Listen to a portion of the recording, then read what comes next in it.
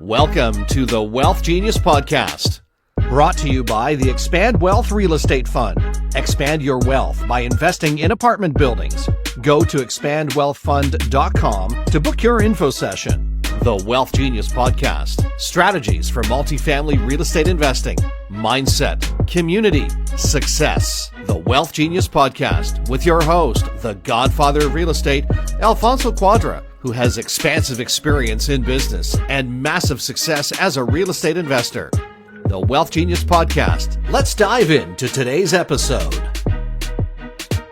Rolling, my brother from another mother, Vitaliy. What's going on? Well, thanks, Alfonso, for inviting us this fall. Yeah, we were in the Azores together. That was amazing. Sitting there in our whites, in the sun, on this beautiful island. And I remember talking to you and you sharing all the amazing things that you got going on in your life. And I thought, you know what? I think we want to have him on the podcast because I think a lot of people can become inspired by your story and what's going on. So let's start there, my friend. Let's start with how in the world did we get here? How did we get here? After we met you, 2.5 years ago, our life changed, right? So I left my 9 to 5. Woo! We built a big portfolio. Let's do a little clap for that. Thank you. We built a big portfolio and we keep growing. And we very aggressive in our growth strategy. Yes. And I guess all thanks to the ideas which you... Well, I appreciate that. I appreciate that. And, for me, I'm doing this to help as many people as possible, to get out of their own way. And, you're someone that took that and ran with it. So you should be very proud of yourself. And, were you doing real estate before? And what kind of deals were you doing before? We did flips. We started with the flips, which first thing which come to mind to everybody. And I'm kind of handyman. I know my way around. So we started doing flips. We did some single family rentals, but we felt stuck. Yeah. We didn't really go anywhere. It's like, how many single family rentals do I need to retire? How many did you have? We have few, but it was not even close to be enough to even think about retiring. Yeah. And I think a lot from that perspective, a lot of people, that's kind of what they know. They're like, oh, okay, I'm going to, most people tend to go after the things that seem easy, right? So you go to the bank's going to give you a mortgage. There's no underwriting, right? Mm-hmm. You don't have to underwrite the single family houses. The underwriting is you. Yeah. Can you afford to carry this house, even if it's negative performing, And, then you start doing the math. Okay, maybe some of them might have $100 cash flow or $200 cash flow. And you're like, okay, how many of these do I need? Exactly. Now, what was your career before? Well, I'm a career IT professional. Okay. So I work in one of the major TD Bank for the last, 25 years. Mm-hmm. In a senior management position in IT architecture.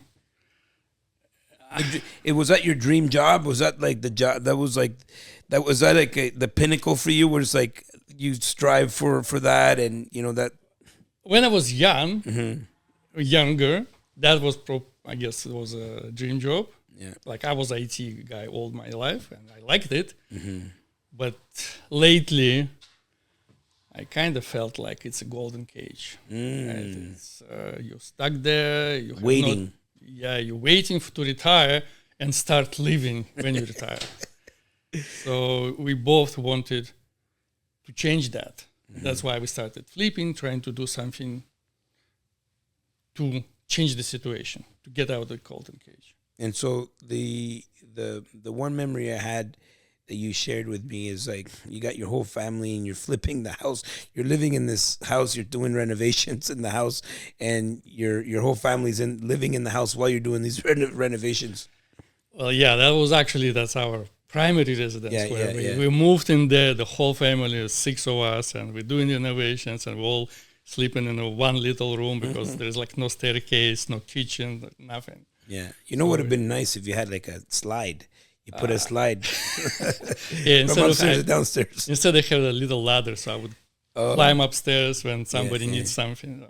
Well, you know, those stories stand out to me because it shows your resilience, and it shows, you know, the hunger that you had. You know, most people don't do things because they don't want to get uncomfortable, and so, you know, having gone through that experience, when you were sharing it with me, I'm like, this guy, there's a reason why you're where you are, because you have that resilience, you have that hunger, and you're willing to do what you have to do when you have to do it, no questions asked, you know. And if it means that everybody in the house has to be a little bit uncomfortable for, how long was it?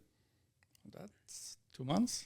For 2 months. 2 years. Well, I mean, the whole process was 2 years, but a few months was like very uncomfortable. And so not everybody's willing to do that, right? And so not everybody's going to be able to reap the rewards of, you know, putting in some effort. And then you transitioned from those single families to, what was your first deal, larger deal, something that was really out of your comfort zone? 6 units. I think it's like everybody who starts multifamily think that 6 units is like big. Yeah. Now I look back, I'm like, why did I even do 6 units? But yes, we did 6 units. For us, it's a major jump from single. And what did you feel at that time, like when you were doing? So you were closing this deal. You're like, oh my God, the 6 people are going to be answering to, you know, they have to pay the rent, and you know. It felt amazing. Yeah. Where was it? London, Ontario. London, Ontario. Yeah. And so you now realize the power of the multiplication effect. Absolutely. Now, if I go back, I would not even do 6. I would do 16 or 20 as a start. Yeah. Then go higher. Because everything you do in a bigger property just multiplies, right? Yeah. Every single little change, you know, you save $10 here, $50 there, and all of a sudden you're looking at like hundreds of thousands in valuation, right? And right now, I think you had like what is it, 76, the latest purchase. Yeah. Now that must have been that's like wild. That has to be wild. It is wild, and especially taking into account that the property was like very neglected for a long time. Mm-hmm. It has lots of work. It's been super busy few months. So, well, tell me. So, how did you find this deal? This is off-market deal again. Somebody who knows somebody who knows somebody, and they know that I'm looking for the properties like this. Mm. So again, somebody had a conversation with somebody, and he thought about me. He gave me a call, and it's like, well, I have this 76. First, we thought, oh my God, this is like too much, this 76. But then, you know, math doesn't lie. You do the numbers, you crunch numbers, and you see the potential. Mm-hmm. And we know that it's not shiny today. It's kind of quite opposite, but we know how to make it shine.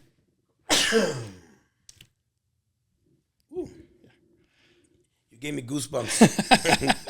But and that's how the conversation started. Basically, we got in touch with the sellers, looked at the property, and the more I looked at the property, the more I got excited. Yeah. Because it's been our thing. Many people, when they see like ugly house or rundown house, they run away, and we get excited because we see what you can do with this. There's a potential of what you can do with this. Hello, friends. Alfonso here, the Godfather of real estate, and sorry to interrupt the podcast because I know it's very interesting. First things first, I want to thank you for following the podcast, subscribing, and what I'm going to ask you to do is share the podcast with someone you love. Send them an episode. Get your friends and family to subscribe. Now, you've been watching us for a while, and if you haven't come to one of our events yet, I'm going to invite you to come to one of our events. So go to wealthgenius.ai/events. wealthgenius.ai/events. And we have events happening all across the country, not just boot camps. We have expos, we have conferences, we have virtual events. Come to one of our events, whether it's free or, those smaller events, whatever you got to do, engage with Wealth Genius and all the events that we have coming up, and you will not regret it. So go to wealthgenius.ai/events, wealthgenius.ai/events, and catch me in your city. We'll see you soon. Back to the show. And in terms of, okay, you're going from singles, and then you transition into I would say medium. Anything above 6, 7, 8, 9 would be you're kind of like that first step. Mm-hmm. And then what do you see as the difference to jumping to 76 units? And what do you see the difference in yourself, in the tenants, the management? What do you see? Where do you see the biggest pros and cons are? We found that dealing with the seller of 76 was actually easier than dealing with the sellers of the smaller ones. The smallest ones usually owned by mamas and papas, and they very hesitant. They scared of everything, and the owners of the big ones, they've been around the block for, right? So they professional investors. They know exactly how game is played. So when you start talking about, I need to make a condition on obtaining CMHC COI, it's not a problem because they know it takes time. Yeah. On the opposite side, if you go with mamas and papas and say, well, I need 3 months to get CMHC COI, they will be most likely not receptive to that idea. So that part was much easier. The bigger deals absolutely will take longer to get through. Right? Nothing happens fast. To get through the due diligence on 76 units will take you some time, right? Yeah. Absolutely. And you also need to account for the bigger reserve. It's a bigger property, right? And everything just multiplied, right? So 76 units. And for you, when you roll up to that house, that property, what is the feeling that you get personally? Because I'll tell you what, I want you to share, and I'll tell you the feeling that I get. I'm excited every time I go there. I'm excited. It's and even now when I'm going there, and it's been few months, and I drive there and I see the difference which we already made in these few months. I don't know. I get a grin on my face, right? And when I see the tenants coming to us and saying, guys, this is the most activity we've seen in our life around the property. Yeah. It never happened before. Yeah. And they thank us. And again, that kind of gives me satisfaction that this is what we're here for. We want to improve living conditions. Even though it's maybe affordable units, not the expensive and super luxury ones, but we still want to make them to the good living standards so people can live a good life. For me, when I drive up to a lot of our properties, I still get this little giddy feeling. It's oh, I own this. It's really quite a surreal feeling, and it never goes away. Just that first couple of seconds when I'm on the property, I get that, whoa, this is how far I've come, and I don't know if I could get that same feeling. Or maybe I could with smaller properties. What is one important lesson that you have learned in going after those larger deals that everybody has to take note of? Your team becomes super important. The bigger the deal, the more important your team is. Everybody from your mortgage broker, your lawyer, your agent, your renovation team becomes more and more crucial. Your active partners, your investors, the whole team needs to come together. And so what's your strategy for bringing people together? Strategy. What do you mean strategy? Well, basically, like, do you have meetings every month, every week? Do you send newsletters? Like, how do you keep people together? On the project side, yes, we meet regularly. We have our own channel where we communicate to our investors what's happening, what was done, what's next, any issues we know of, like any wins, etc. So our idea is that even people when they are passive investors in our deals, we want them to learn because many of them one day want to become active. Nice. So you do like an invest and learn opportunity. Yeah. It's kind of like I'm driving the bus, but you're sitting on the passenger seat and you're looking and learning everything I'm doing. And we're trying to share as much as possible. That's our strategy. So your strategy is have them engaged in the process. It's like I love invest that. and learn at the same time. Yeah. I love that so much. And so what's next? What's next? Bigger deals, bigger, more units. Yeah. We had few offers. I cannot say they successful or not successful. They still work in progress. Yeah. One is 74 units, another one is 92 units. So it's still in the process of going back and forth and negotiating. And another thing we found in the bigger deals, nothing happens fast. Yeah. Takes time. Sometimes I have had deals that have taken 2 years. Yeah, between you start the negotiations and they fall apart. Then 6 months later you get the call again. Back. Yeah, he come back. Yeah, and then the deal's under contract with somebody else, and that falls apart. And then they come back. Yeah, exactly. One of the things that we always encourage our students to do is create deal flow. So you have multiple things that you're working on every day, so you're not just waiting around for one deal to happen. You need to have multiple things happening. Absolutely. So you have that.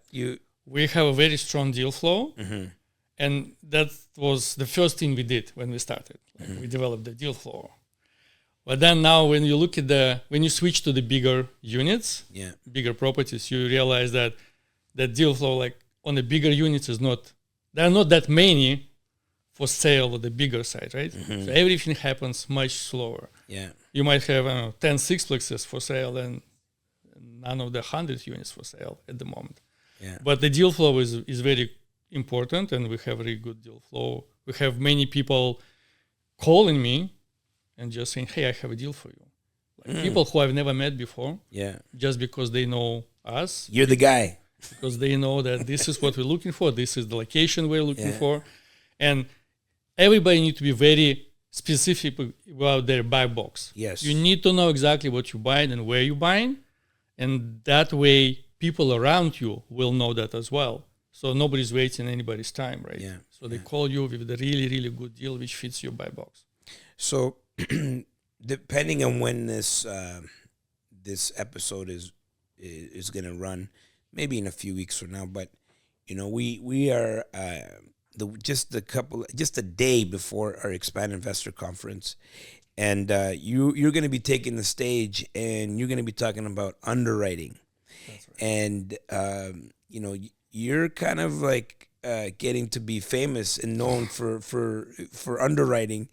And so what are some things that you can share with the audience about underwriting? Well, underwriting, it's a kind of art because there are so many ways how to make the deal work.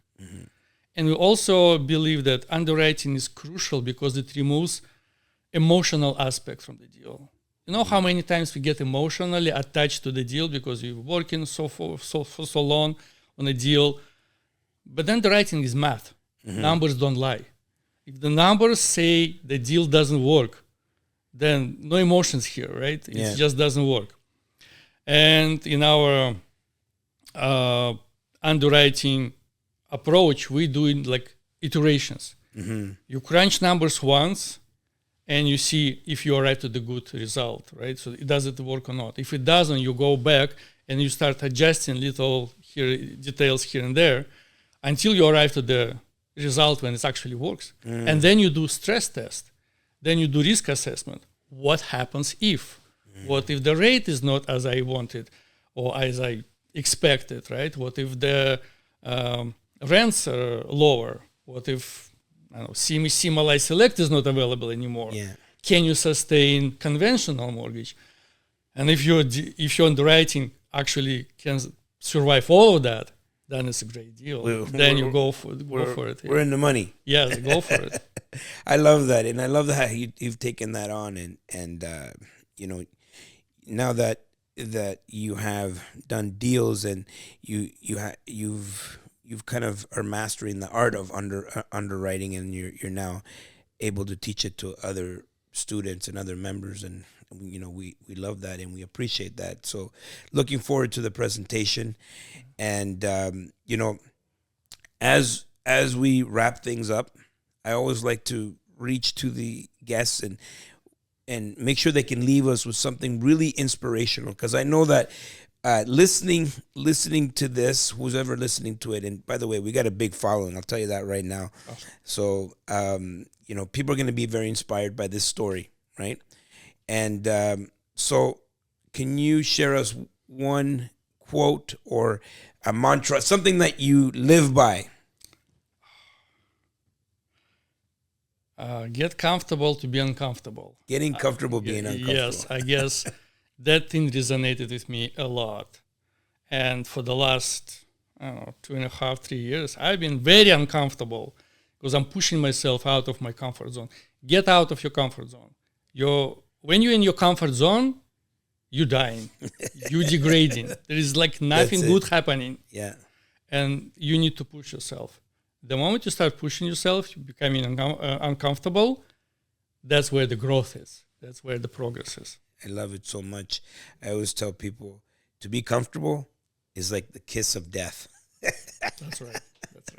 And you don't want to be kissed by death. You want to be alive. And so get uncomfortable, guys. Vitaliy, thank you so much for coming by, and looking forward to your presentation on the Expand stage. Guys, how can they get a hold of you? We'll share. Yeah, there'll be some information in the we'll show share notes. Information. Yeah, and just follow this guy. This guy is going to do big things, and we're excited. That's it. That's the end of the show. Thank you, Alfonso. Alfonso loves you, and we'll see you at the top. Woo! Thank you. Good.